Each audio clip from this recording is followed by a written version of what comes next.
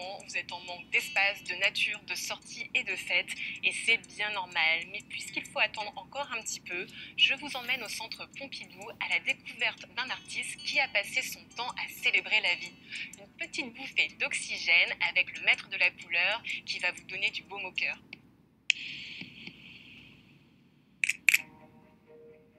Cet artiste, c'est l'un des plus grands peintres du XXe siècle. Henri Matisse, né il y a 150 ans. Le chef de file du fauvisme, obsédé par l'équilibre entre les couleurs et les formes, s'était donné pour mission de regarder toute la vie avec des yeux d'enfant. Le regard de Matisse, c'est d'abord celui d'un peintre sculpteur qui rêvait d'un art de plénitude et de sérénité. Il a dès 1908, donc assez tôt dans sa vie, théorisé sa propre peinture comme un bon fauteuil destiné à délasser les hommes et les femmes de leur fatigue. Cette volonté d'être un art thérapeutique est au cœur de son art, un art qui procure de la joie, parce que Matisse est un artiste qui toute sa vie va finalement calmer sa propre anxiété énorme, ses propres tourments d'artiste et d'homme aussi, avec cette peinture qui cherche à procurer effectivement du bonheur de manière très claire.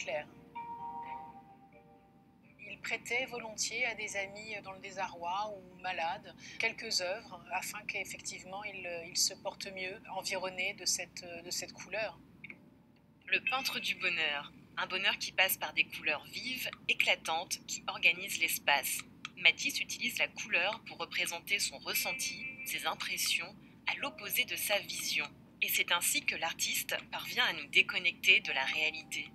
Oui, la couleur chez Matisse est évidemment ce à quoi on l'associe le plus facilement. Effectivement, c'est probablement le plus grand coloriste du XXe siècle, ou en tout cas de l'art moderne. Matisse partira toujours du réel, mais sans les outils du réalisme. La couleur n'est plus mimétique, ce sera une couleur subjective, une couleur qui traduit en fait ses sensations, des sensations colorées, des sensations justement de joie de vivre, par exemple, mais il transforme cette réalité. Et puis, la quantité de couleurs, en fait, est au cœur de son projet. Plus il y a de couleurs, finalement, et plus elle réussit sa mission visuelle. Si on y réfléchit bien, Matisse pourrait même nous aider à habiter nos intérieurs en les rendant plus vivants pendant ces périodes de confinement. Regardez comment quelques aubergines posées sur une table à côté d'un miroir prennent vie.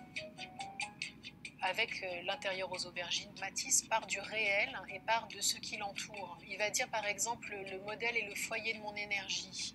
Donc en fait les objets qui entourent Matisse, les objets de sa chambre, les objets de l'atelier sont chargés en fait d'un affect, d'une dimension affective, d'une empathie absolument capitale. Et ces trois aubergines qui sont dans cet intérieur, qui sont tellement à la fois modestes et en même temps forment le cœur de la composition, d'une composition centrifuge, où le regard finalement se disperse sur toute la surface picturale avec ce semis de petites fleurs bleues qui parsèment la composition et qui en fait une sorte de tapis purement décoratif.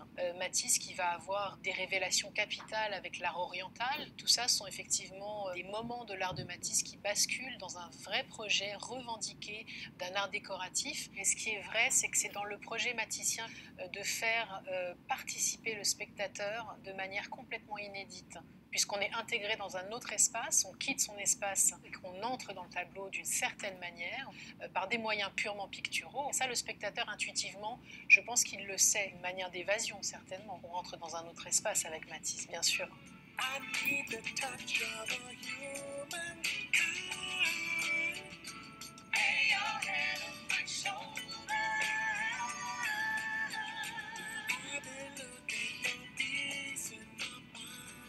De la plénitude, du bonheur et de la vie dans nos intérieurs, décidément Matisse tombe à pic. Sur ces bonnes paroles, je vous laisse faire le plein de couleurs.